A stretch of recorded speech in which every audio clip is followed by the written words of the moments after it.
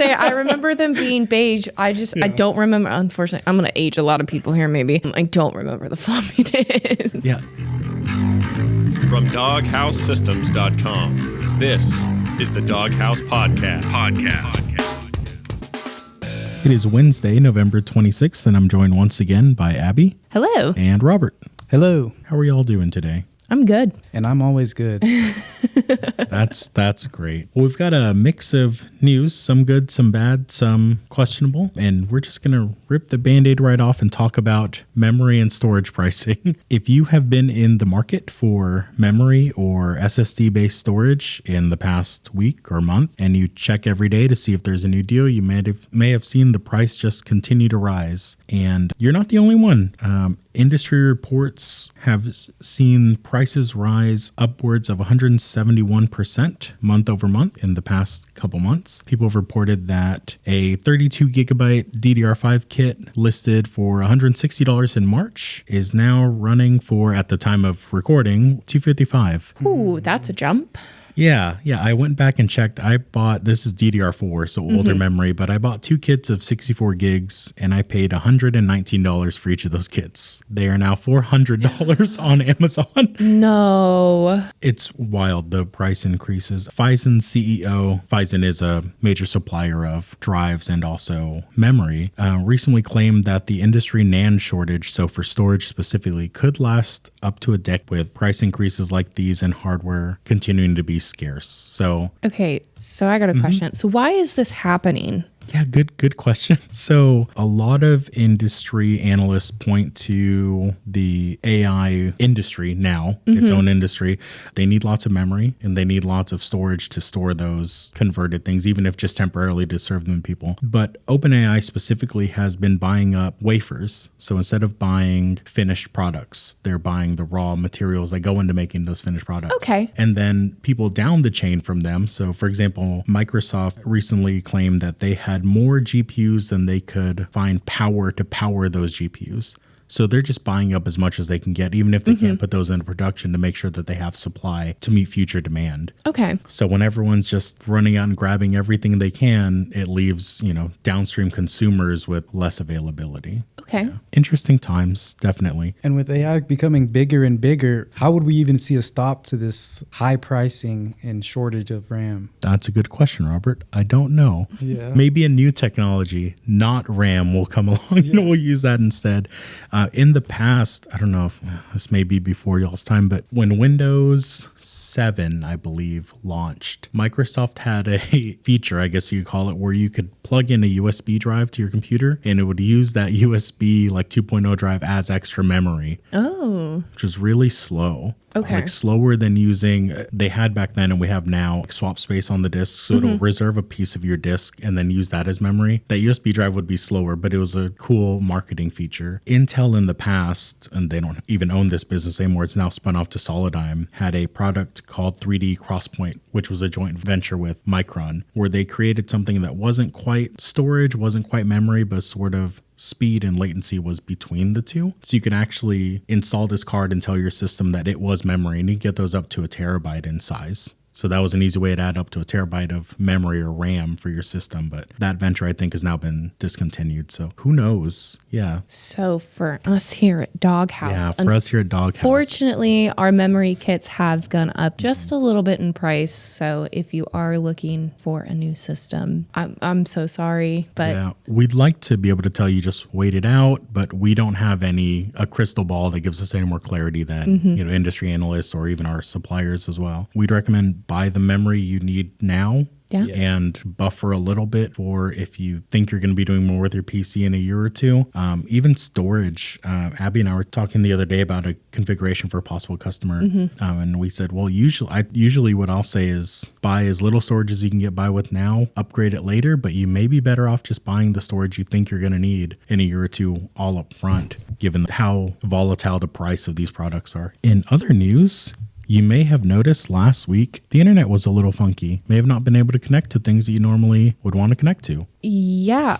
Unfortunately, I I didn't even realize that this one was happening. None of us noticed it, to be fair. Unfortunately, it wasn't as big as like the Amazon Web Services that went down that we talked about in October. But apparently, according to an article from Tom's Hardware, a single misconfigured file in Cloudflare's servers took down just a lot of major websites, including X, or most people know it as Twitter, OpenAI, and even some McDonald's branches, which I'm chuckling because I didn't think that McDonald's would be a part of it. Very, very high tech for Their McDonald's. solution was it just to close and be like, okay, we got to wait this out, or they're like, all right, write down the orders, guys. I'm gonna do this old fashioned. Yeah, I would imagine it would affect their like online or like their app payment portals. Maybe not the payment processes. They probably still manually process a payment as if you were a drive up customer or walk in customer. Yeah. But yeah, a single file. So it was the file, which is where they store sort of configuration pertaining to how they recognize traffic and whether they determine if it's a bot or authentic traffic. But apparently it changed in size. It doubled. And that triggered everything. And how long did that take to have impact on the world at large? So Abby? it happened at 11:05, and it took 23 minutes for the first kind of wave to be impacted. And it wasn't like a full, this file got misconfigured and then everything went out. Like, it happened sporadically as it went through the infrastructure of Cloudflare. And then by about 1 o'clock, it had taken over the entire network. And it took about an hour and a half for it to be figured out and resolved. So to me, it wasn't a major crisis, but it was one that was pretty bad. And a little annoying if I want to be on X and look at comments. Yeah. Yeah, if you were affected, I'm sure it was a big deal. But all things considered, it seems to have been resolved pretty quickly. Yeah. I hate to say this, but if you want really good comments, Threads got some good ones. Threads got some good ones. Threads got some good ones. It's Meta's version of Twitter. Yeah. And sometimes they're funnier than Twitter or from X, but X is still pretty funny. Yeah. Oh, I don't go there to laugh. I go there to get mad Oh. on X about I go there to laugh. It's The dichotomy of your attitudes towards X and interacting online. I love the internet. The internet is a wonderful place. The internet is forever. Well, you may have come across Microsoft's attempt to make a new Windows. Yes, their new Agentic OS that they're working on that's receiving a lot of backlash from developers and people on X. Now, people are very angry with the lackluster response that Microsoft's boss posted on X in response to a developer, saying that the Agentic OS goes against developers' needs and that Mac and Linux would be preferable to what they're working towards. He responds apologizing and saying that they seek to please people like their developers. However, they don't go into specifics on how they would do so. It's kind of just, yeah, we're sorry that we're doing this, but we're going to do it. Yeah, and if you at home are wondering what does Windows being an agentic OS mean, that's part of the problem. There was no explanation given. You read my mind. Yeah.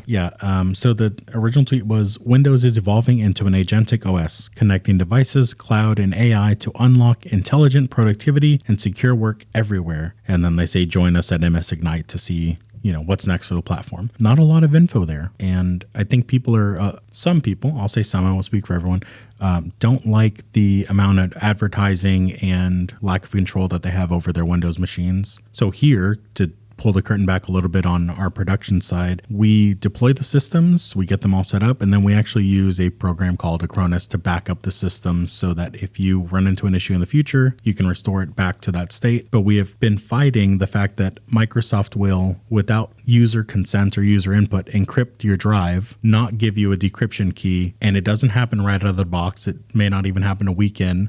It may happen when the customer receives the system, or it may happen after Windows Update, after we've explicitly turned it off. Yeah, I feel the frustration of that individual saying, I really want to jump to Mac OS or Linux, but Windows has such a large software market share that it's difficult for a lot of industries to move away from Windows. And a lot of programs sometimes are just Windows. Yes. Yeah, absolutely. Yeah. Some stuff just won't run anywhere else. And you can say, oh, I'll install a virtual machine and run it there, or I'll, emulate Windows or use Wine, or at the end of the day, you're still running Windows in some way, shape, or form to run these, workloads. So Yeah. That was me. I had to run Parallels on my MacBook. And with that announcement, with the increasing amount of AI utility in Windows, Microsoft actually had to update an FAQ under a section titled Why Security Matters. They do warn you that agentic AI applications introduce novel security risks, such as cross-platform prompt injection, where malicious content embedded into UI elements or documents can override agent instructions, leading to unintended actions like data exfiltration or malware installation. Basically saying be careful, because prompt injection is a thing where you can give the AI a prompt and then in that embed some code or a malicious file to then run after that prompt is run on the system. And luckily, it's something you have to opt into. It's not turned on by default. You have to manually go into some settings and turn it on, but that could change in the future. Yeah, that's the worrying and frustrating part, is some of these start out as opt-in and then they become a feature of the operating system, which might be great for some users, might be a headache and a nightmare for others. So if I had my way, it would all be opt-in, but I don't. So here we are. If you are advanced in age, such as I, you may remember when computers were beige and they were cool and they had things like 5 1/4 inch floppy drives. Okay. Silver, no. Okay. I was going to say, I remember them being beige. I don't remember. Unfortunately, I'm going to age a lot of people here, maybe. I don't remember the floppy disks. Yeah. Did either of you have 3.5 inch floppies in your computers in school? Or no, really? Okay. When I was very young, we had 5 1/4 inch floppy. I interacted regularly with systems that had those. So they may have been a little older then. We did not have floppy disks. In school, instead of a USB flash drive or like Gmail, we would carry around 3.5 inch floppy disks to look like with our homework and stuff on it. So I take it home, plug it in, work on my, Word document or whatever, unplug it, hope that I didn't break it in the process or drop it, and then take it into school like a USB flash drive. But all that to say, good news. Silverstone has unveiled their retro PC FLP02 case. It includes 5 1/4 inch expansion bays, as well as having 360 millimeter radiator support, and supports modern hardware such as large graphics cards. I don't believe this is available for purchase just yet, but keep your eyes peeled and check online if you'd like to build a really cool sleeper PC. It kind of reminds me of I'm really going to out myself here. I've been a Mac user pretty much my whole life. So it kind of reminds me of a very old Mac system that my dad keeps. Yeah. He's got so many old Mac systems. So it kind of reminds me of one of those, which I think is so cool. Yeah, I've got major nostalgia for the beige PC case. Although I'm not one to really do the RGB lighting. My favorite case that we sell is the Define 7 Compact, which is just a very classy, I think, black box. Yeah. So I feel like if I did have one, I would also probably go non-RGB. I think I'd get sick of it. Well, it's not that. It's that. Or I just get annoyed. Probably bad for my eye health, but I don't tend to work at my desk with like all the lights on. It's the only light is from my monitor. Yeah. So if I have my monitor and then a bunch of, rainbow lights or whatever effect I do, I think they're cool, but I don't want them blasting into my eyeballs next to my monitor. Again, these are our personal opinions. Yeah, if you love RGB, go for it. Yeah, no, my wife loves the RGB look and aesthetic sometimes, but yeah, it's, that's why we have options. And if you have the RGB lights and you want to turn them off, you can do that too. Oh, perfect. Yeah. All right. Into some entertainment news. The first photos from the Legend of Zelda movie have come out, and it takes a look at Zelda and Link themselves. So they are filming The Legend of Zelda in New Zealand, as most movies do. Most fantasy-based movies, yeah. Fantasy, Lord of the Rings. Lord of the Rings was a huge one. I've learned LA, New Zealand, and Atlanta are pretty much like the big movie hubs, unless it's set somewhere specific. I know for us in the DFW area, we had Landman from the Yellowstone creator filming out here, which was super cool. But Nintendo shared the first photos of the two characters. Bo Bragason and Benjamin Evan Ainsworth play Zelda and Link respectively, and I think they look really cool. Unfortunately, I have not played the Legend of Zelda games, so I cannot tell you anything other than I think they look really cool. It'd be interesting to see the concept of the movie, and I wonder if it's going to follow. I don't know how many games there are, but Robert and I had a conversation earlier where I think I gave him too much Legend of Zelda information, actually. Yeah. So Lorenzo's going deep into lore. The Legend of Zelda is a long-running series of dozens of games, and it actually has a 3-way split timeline. Okay. So I don't know what era, what age, which character they're going to base this movie in, or if it's going to be something new. The newest games in the series, for anyone curious, actually recombine all of those timelines into the end of this series, or seemingly the end. But the article here mentions that it looks like Zelda's attire is inspired from Breath of the Wild, and Link looks to be wearing what the character wore in Twilight Princess, which are two very different timed games in the series. I was going to mention that she's wearing reminiscent outfit of Breath of the Wild, and I thought, okay, that looks like that's what they're going for. But then I look at Link and I'm like, wait a minute, I don't recognize that outfit from Breath of the Wild. Yeah. Besides like what you can wear after you find it. Mm-hmm. So they could be doing all three. Wow. It could be the live action that they're filming now could be one of 3 movies. Yeah, they could do, So they could follow all 3 timelines. It's a lot of content. It's a lot of content. I'm pretty excited to see if they actually can pull it off. I'll wait. I'll hold off my excitement for the first movie, and then we can see if they do good with that. Then I'll be really excited. According to a movie insider, all of the major roles have been signed for 3 films over 6 years. Wow. Wow. The first movie that they're currently filming is planned to be released May 7th of 2027, and it will be directed by Wes Ball. He did the Maze Runner trilogy and Kingdom of the Planet of the Apes. Wow. Movie video game adaptations are blowing up recently. Mm-hmm. Even at the Game Awards, I think they have their own category in the last few years that they added. Yeah. They say that there's a theory in the article that will be in the show notes that Nintendo will be releasing more movies after the Super Mario Bros. Movie went wildly popular. The next one to be released is Super Mario Galaxy. Yes. To be released next year. So it could be they're releasing maybe one movie a year. It'll be really interesting to see what they come up with. The Nintendo Cinematic Universe. Yeah. I mean, they got to catch up to Sonic. The Sonic movies. The Sonic movies have been pretty good, yeah. They've been blowing up. In other game to film, smaller screen, not big screen, not silver screen, but... Game to TV. There you go.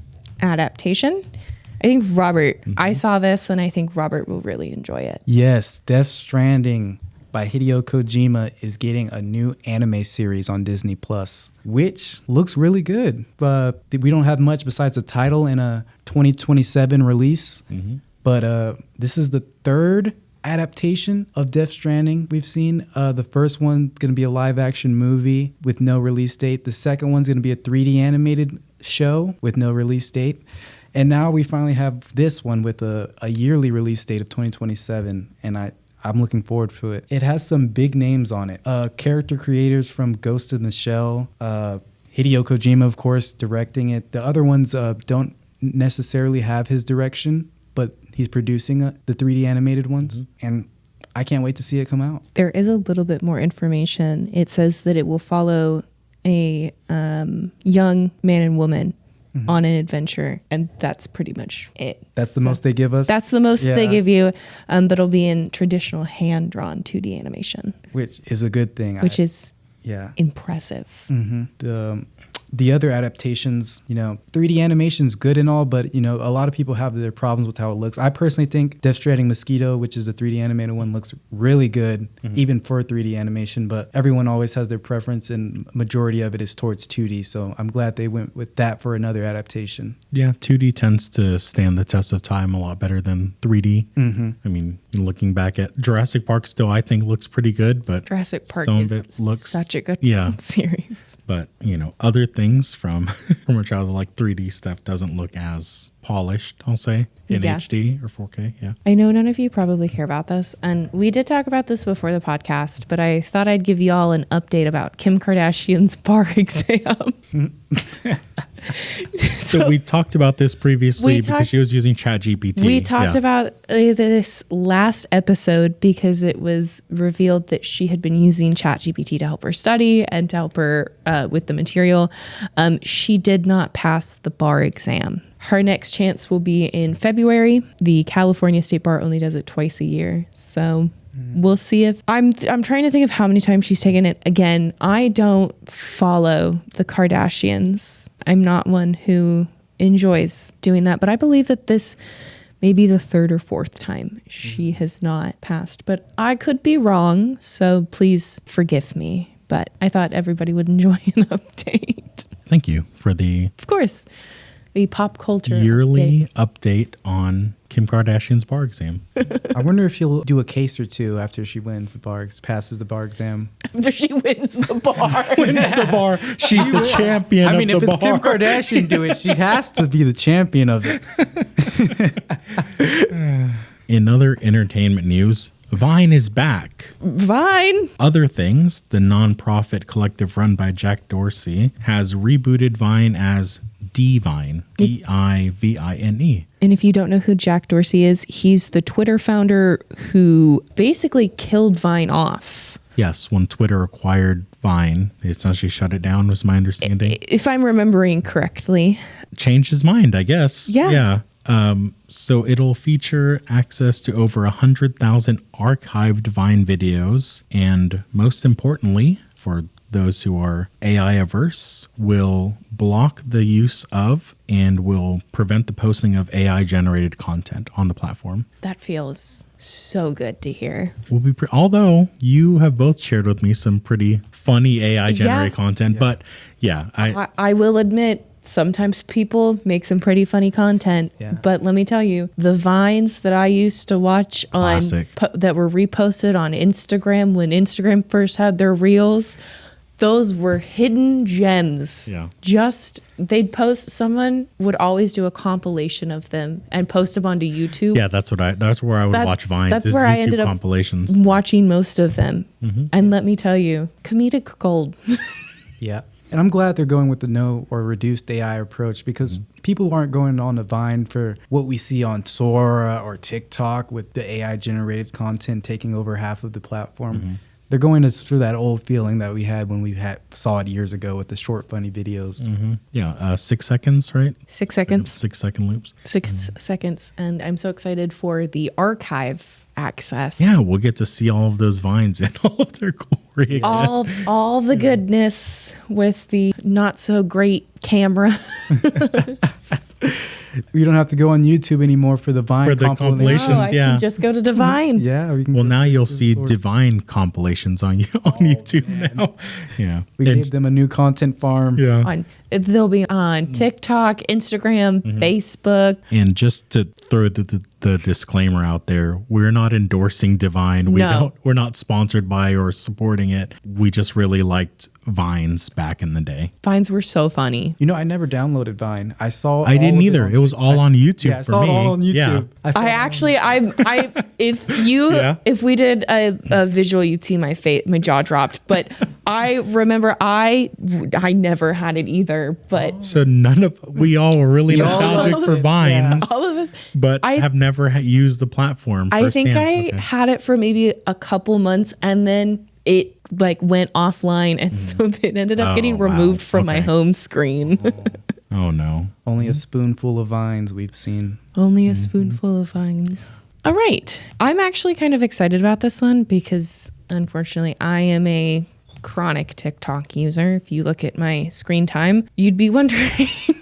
I can't judge. I do the same thing, but with YouTube Shorts. And I'm pretty sure most of that is just TikToks or Sora videos reposted. Unfortunately, it has become brain rot. But TikTok has taken a step to try and stop the amount of AI slop on its platform. So they are testing a feature that will allow users to request to see less AI generated content on their feeds. They have identified 1.3 billion AI generated videos on their platform. Billion with a B. That's a lot of AI generated content. That is a lot of AI generated content. And a lot of that stuff is uploaded automatically too. People set up bot accounts just to post content. And I've seen a lot of them, they all have the same captions. Really? So the same like reading a Reddit story with something in the background. Caption. Oh, really? Yeah, it's some reposted caption over and over again. And the search bar does, the function learns from comments and from the caption itself. Yes. So instead of it having like, looking for part 2 of this or whatever for like a Reddit story, it'll be like some sports caption. Really? And you're like, this feels ridiculous. Yeah, it's to make it harder for people to find out the part 2 of the video that they're watching on this account. So they have to wait for that uploader to post. Really? Sometimes they don't even post it. Yep, and they don't post it. They just get you riled up like, oh, I'm invested in this. I really want to hear the end of the story or see the next clip. Yeah. Most of them tell you that the full story is linked on their YouTube channel. So then you have to go to their YouTube channel to hear the full thing. And then you're just like, I'm done with this. So I will be selecting that less AI option once it comes out because I'm getting tired of seeing these type of content. So they announced the new tools at the annual European Trust and Safety Forum that they do in Dublin. They will have a managed topics section on the app already that will be expanded with a new toggle in the upcoming weeks. And it will allow people to dial back the videos so that way they can stop seeing what everybody calls AI slop and tailor the algorithm down a little bit more. So that way you get a feed you really want to watch instead of just getting a bunch of AI generated videos. Right. Yeah, imagine for people who don't want to see the AI content, that might push them off platform if they're not able to sort of curb the amount of AI generated content that's appearing in their feeds.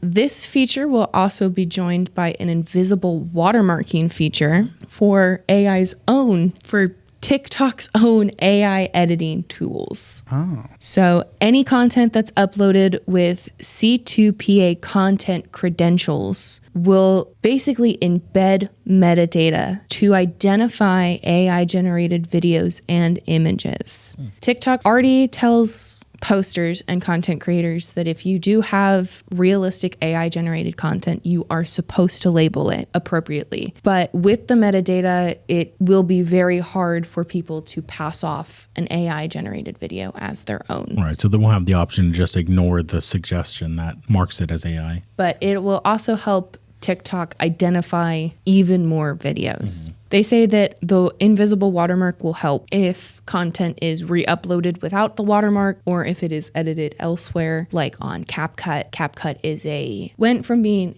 just a super quick TikTok phone editor to an AI generated.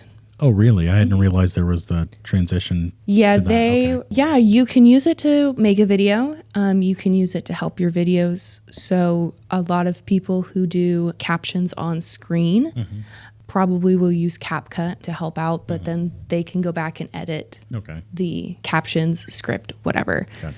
So it is a useful tool, but at the same time, I do understand that, it does have the AI metadata in it, but... Right. Not all AI is bad. No. My personal opinion, not all of it's bad, but it's being used for a lot of, I won't say pointless, but non-productive. Like just creating a lot of brain rot. Yeah. Or harmful ways. Robert, earlier you said that sometimes you like to go online and just see what's going to make you mad that day. Yes. And if you are just like me, then you will enjoy this game, Fever Meme, which is made to rage bait you. I saw a single TikTok about this game, looked it up, and here we are. It's inspired by the Stanley Parable and Undertale, which the Stanley Parable is made. Yeah. I don't know the connection. When you said Undertale, I was like, what? Undertale was such a great game. Yeah, Undertale has its moments where it kind of trolls the player with like the long whole dog combat moments. system. Yeah. And one of the trophies to get platinum on PlayStation is you just dropping a coin into the box 100 times or so. Wow. Okay. Yes, so it's just pressing the same button over and over again, and it's telling you, okay, you're getting there, you almost got the trophy. For anyone that's like, what is fever meme? Yeah. Sorry. Yes. You're fine. It is a game that has a mean narrator. You are basically going through a bunch of puzzles, but the puzzles are made up of half-truths. They have spike pits and a mean narrator who will make fun of you, and commentary that is meant to frustrate you because you're not understanding the concept. But I went back and I watched a couple more videos so I could see how people interacted with it. They're meant to trip you up. Yes. The wordplay and the phrasing of sentences is meant to really kind of make you think. And you're like, oh, well, if I do this, then perfectly fine. But then it gets you. Yeah, similar to the Stanley Parable, they have a narrator that works to help you with the puzzles, but at the same time confuse you even more and make you, in this case, mad at some of the things that they're saying and the choices. For example, they'll tell you, oh, jumping down and falling into this death pit is going to be faster than walking down all these stairs that you just walked up. Yes. But if you jump down the death pit will fall with you. So you're just going to end up endlessly falling till you waste even more time jumping down than you would have walking down the stairs. It kind of reminds me of that scene, and I saw a comment about it. The scene in Infinity Wars where Loki comes out of the portal and he hits the ground and he goes, I've been falling for 30 minutes. I feel like that's what it kind of resembles.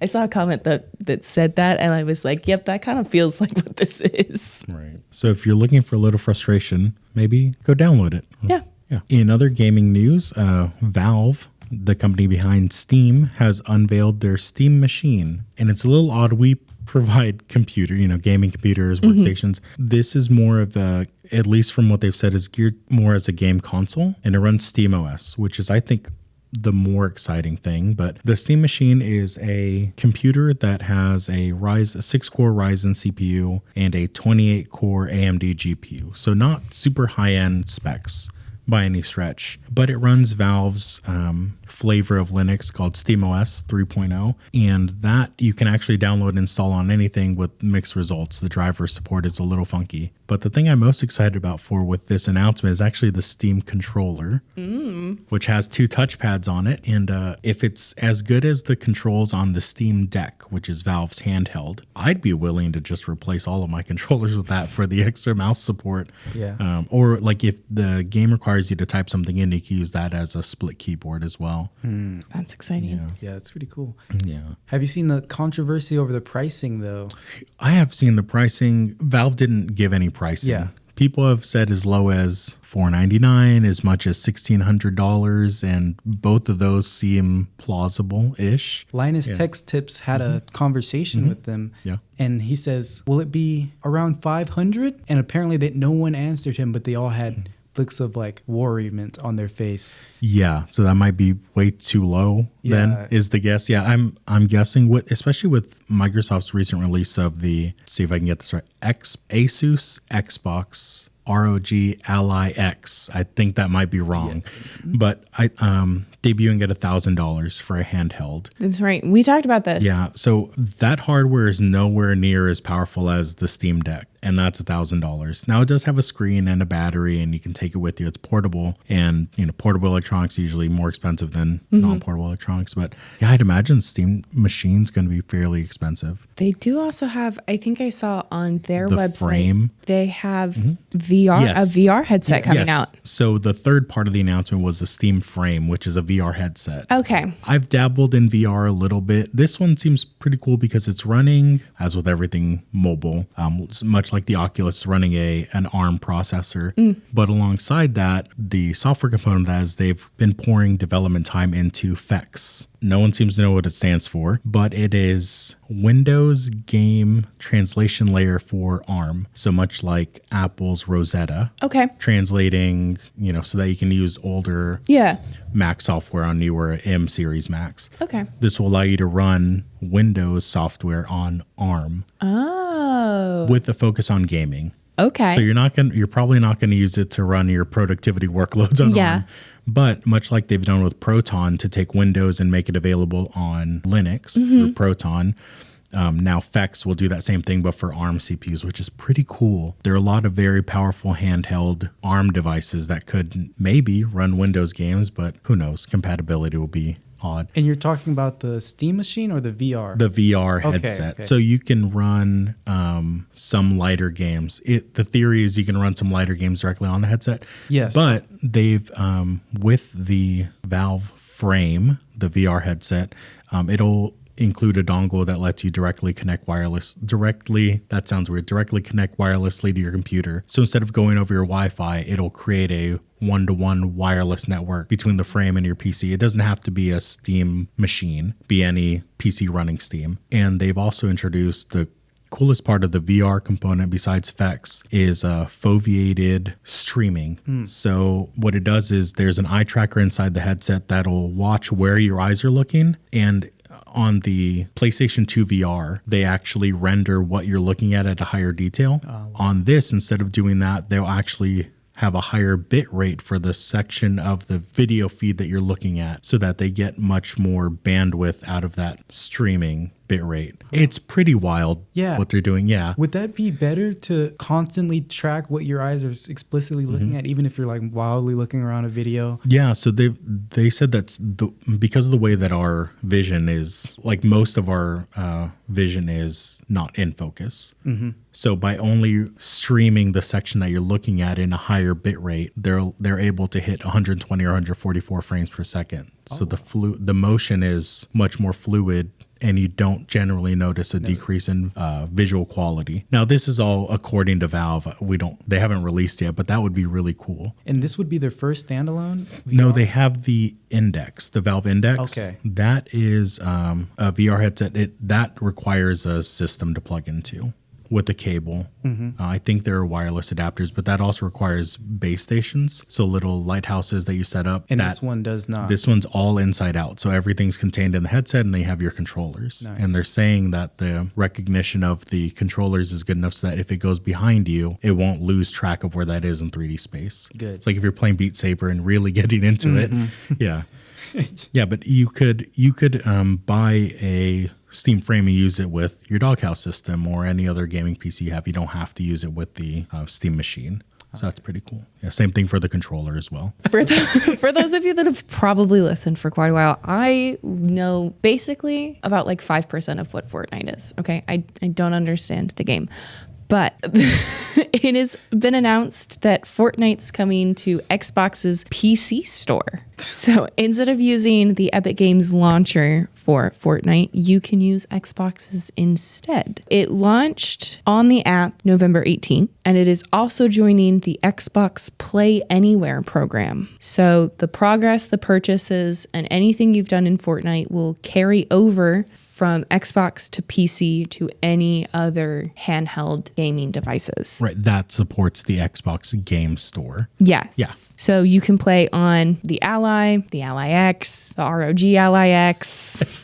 Any ally, any friend you want. You can bring them to Fortnite too. Any friend you want. And on the 18th, Game Pass Ultimate subscribers will get Epic's Fortnite Crew subscription as an additional perk. So with the subscription, you will get a new skin and 1,000 V-Bucks every month, as well as access to all various battle passes so you can earn items to use within the many modes of the game. Is 1,000 V-Bucks substantial? No. No, okay. Okay. No, that's about like one skin and in a lot of cases, not even one skin. So it's like one of the cheaper skins. Really? Yeah. Okay, so you may have to save up for a few months to get a better skin or a skin. Aren't most like 1,500 or something? Yeah, most are combos, which are like depending on the skin. Some are like 2,400. Some are like 1,500. Okay. But you get it every month. Yeah. So just save your V-Bucks for a couple months and Or buy if you that just cool want a skin. dance or an emote, you can just get that. Those are less? Yeah, those are less. Okay. Well, that's a cool little perk if you play Fortnite. Yeah. Robert, have you played Call of Duty Black Ops 7? No, and I don't think I'm planning on it. What's deterring me a little more now is that they're AI generating the card arts for Black Ops 7. And why don't they just go back to the days where we could just make our own if they want to be so lazy? I don't know. Also, I'd like to note this is allegedly AI generated. No one is quite sure, but the article talks about it being alleged. Yeah, so the Steam page says our team uses generative AI tools to help develop some in-game assets. So people are thinking that is for, so you're right. Yeah. It's alleged. They do say that they do use AI for some stuff, but haven't explicitly said what. But people looking at the card art are noticing 6 fingers, similar art style. Yeah, they said that they only use AR to support and streamline their work, not like exclusive. They say they don't replace anybody with AI. It's only a support item. However, some of these card arts kind of look fully AI generated to me. So Robert's take is they were my AI take. generated. Okay.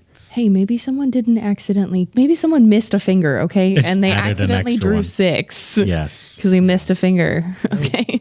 It happened. Kotaku reached out to Activision about the AI art and was sent the following statement. Like so many around the world, we use a variety of digital tools, including AI tools, to empower and support our teams to create the best gaming experience possible for our players. Our creative process continues to be led by the talented individuals in our studios, which I'm glad they have people on board working it, That's good.